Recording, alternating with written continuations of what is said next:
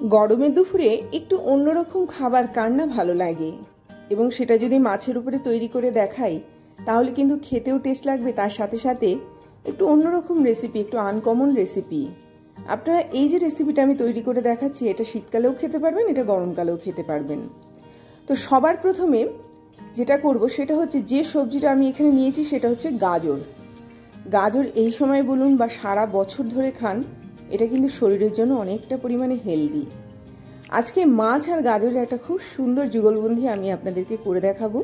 কাছে দূরে যে যেখান থেকে আমার এই ভিডিওটি দেখছেন, আশা করি সবাই ভালো আছেন, সুস্থ আছেন। মশলা তৈরি করছি, একটুখানি নারকেলের গুঁড়ো দিলাম, একটুখানি সর্ষে দিলাম, একটুখানি চারমগজ দিলাম, একটুখানি পোস্ত দিলাম, কিশমিশ, টমেটো এবং ঝাল হওয়ার জন্য গোলমরিচ দিলাম। কোনো রকম কাঁচা লঙ্কা বা শুকনো লঙ্কা আমি ব্যবহার করছি না।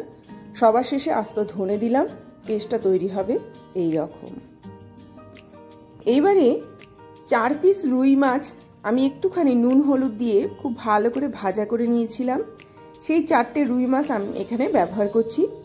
ভাজার সময় কিন্তু নুনটাকে একটুখানি ব্যালেন্স করে দিতে হবে। তার কারণ হচ্ছে এই পেস্টটার মধ্যে কিন্তু কোনো রকম নুন নেই। একটুখানি ওপর দিয়ে গন্ধরাজ লেবুর রস আমি এর মধ্যে অ্যাড করছি, যাতে করে খুব সুন্দর একটা গন্ধ করে। খুব ভালো করে এরকমভাবে মাছের গাটাকে এরকমভাবে মাখিয়ে নিতে হবে। মাখিয়ে নিয়ে এটাকে নর্মালি আমি একটুখানি ম্যারিনেট করব। কাঁচা মাছের ওপরে নয়, ভাজা মাছের ওপরেই এটা তৈরি করব, যাতে করে এটার ওপরে শুধু নুন নয়, প্রত্যেকটা মাছ ভাজার সময় এর ভেতরেও প্রচুর পরিমাণে নুন ঢোকে, যাতে সেই ব্যালেন্সটা থাকে। তো এটা ম্যারিনেট হয়ে গেছে, আমি এটাকে সাইডে সরিয়ে রাখলাম। এবার একটা কড়া বসাবো, সামান্য একটুখানি তেল দিচ্ছি। তেলটা পুরো কড়ার গাটাকে লাগিয়ে দেব। যখন এটা একটুখানি গরম হয়ে যাবে, তখন এর মধ্যে আগে থেকে কেটে রাখা এরকম গাজর অ্যাড করলাম। 1 কাপ মতো গাজর দিচ্ছি। গাজর এই সময় খাওয়াটা খুব উপকারী। দুটো আলাদা রান্না করে দেখাবো, যেটা ভালো লাগে সেটা খান, সেটাতেই খুব সুন্দরভাবে একটা টেস্ট নিয়ে আসবে। একই মশলা দিয়ে আমি একদিকে যেমন গাজরের একটা নিরামিষ তরকারি তৈরি করছি, অন্যদিকে সেই মশলাটা দিয়েই মাছের গায়ে মাখিয়ে খুব সুন্দর একটা প্রিপারেশন তৈরি করব।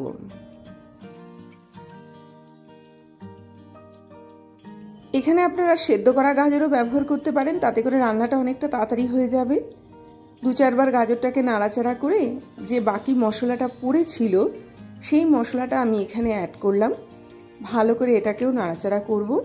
তেল আমি একদমই এখানে কম ব্যবহার করেছি।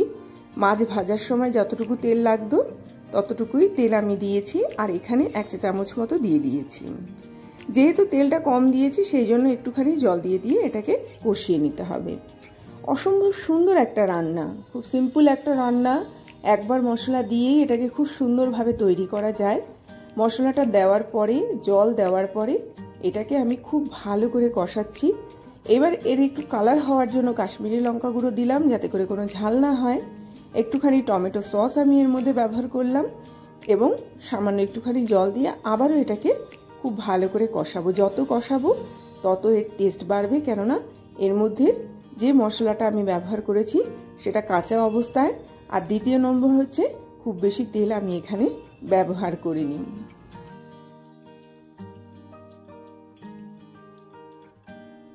এইভাবে কষিয়ে কষিয়ে একটা পর্যায়ে এটা একদম ভাজা ভাজা হয়ে গেল। সামান্য পরিমাণে নুন আমি এর মধ্যে অ্যাড করলাম, বা পরিমাণ মতো নুন দিয়ে দিলাম। এটাকে আবারও 2-4 বার নেড়ে নেব।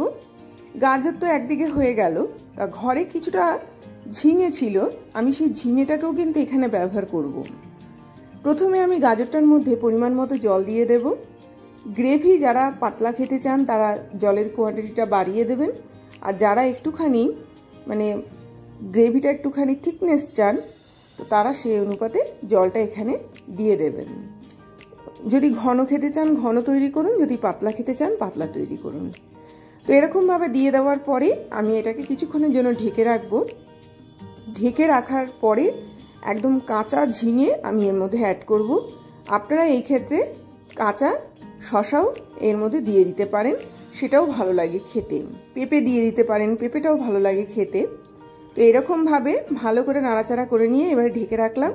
আমার তরকারি রেডি হয়ে গেল। দেখুন, এইবারে যেটা করব, 2-1 বার এরকম নাড়াচাড়া করে নিয়ে এটাকে সম্পূর্ণ আলাদা সরিয়ে রাখবো। এবং এটাকে পুরোপুরি ঠান্ডা হতে দেব।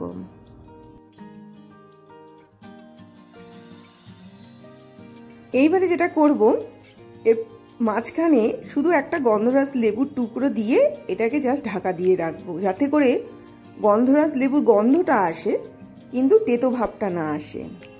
এবার একটা তাওয়া বসিয়ে দিলাম, লোহার তাওয়া। তার মধ্যে ম্যারিনেট করা মাছগুলো একটা একটা করে এর মধ্যে আমি দিয়ে দিচ্ছি এবং যতটুকু মশলা পড়ে থাকবে মাছগুলোর গায়ে এরকমভাবে মাখিয়ে দিতে হবে। এটা শীতকালে খুব সুন্দর লাগে খেতে, এর মধ্যে কোনো রকম ঝোল থাকবে না, কিছু থাকবে না, এটা কিন্তু পুরোপুরি শুকনো হবে। তাহলে দুটো রেসিপি আজকে আপনারা পাচ্ছেন। পাশে একটা মাছ দিয়ে গাজরের এই যে আমি তরকারিটা তৈরি করলাম সেটাও খেতে পারেন। আবার আপনারা শীতকালে মাছকে এইভাবে তৈরি করতে পারেন। গরমকালে একটু অন্যরকম রুচি আনার জন্য এই মাছটাকে এইভাবে তৈরি করতে পারেন ডালের পাশে, বা এটার সঙ্গে যতটা গ্রেভি থাকবে সেটা দিয়ে আপনারা কিন্তু ভাতে মেখেও খেতে পারেন।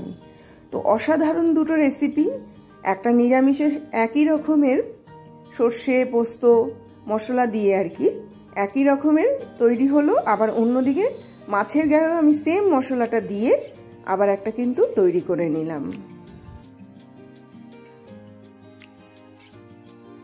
পরিবেশন করার পালা। এইরকমভাবে দেখুন গাজর, ঝিঙে আর এই মশলা দিয়ে তৈরি এই রেসিপিটা কিন্তু এই গরমের দুপুরে খুব ভালো লাগবে খেতে। এটা বেসিক্যালি গরমের খাবার। শীতকালে যদি এটা খান তাহলে পোলাও বা ফ্রাইড রাইসের সঙ্গে খেতে পারেন, অসাধারণ লাগে। যারা একটু নিরামিষ খুঁজছেন তারা কিন্তু এই রেসিপিটাকে সঙ্গে নিতে পারেন। একদম খুব সুন্দর রেসিপিটা তৈরি করে রাখলাম। এবার আমি যেভাবে খাবো সেটা হচ্ছে, প্রথমে একটা মাছ আমি এখানে দিয়ে দিলাম প্লেটের মধ্যে, তারপরে এর উপর দিয়ে গাজরের যে তরকারিটা আমি তৈরি করেছি সেটা পরিবেশন করব। এই অবস্থাতেই কিন্তু পোলাওয়ের পাশে আমি এটাকে রাখবো। তো এটা রুটি দিয়েও খাওয়া যাবে, পরোটা দিয়েও খাওয়া যাবে, লুচি দিয়েও খাওয়া যাবে। সবচেয়ে ভালো লাগে পোলাও অথবা ঘি ভাত বা ফ্রাইড রাইসের সাথে খেতে। তো মাঝখানে আমি একটা লেবু দিলাম। খুব সুন্দর এটা খেতে হয়েছে, অসম্ভব চমৎকার একটা রান্না। অবশ্যই বাড়িতে তৈরি করুন, অবশ্যই খান। দেখুন কত সুন্দর হয়েছে, এবং একই মশলার দুটো আলাদা আলাদা জায়গায় আলাদা আলাদা গন্ধ পাবেন, আলাদা আলাদা টেস্ট পাবেন।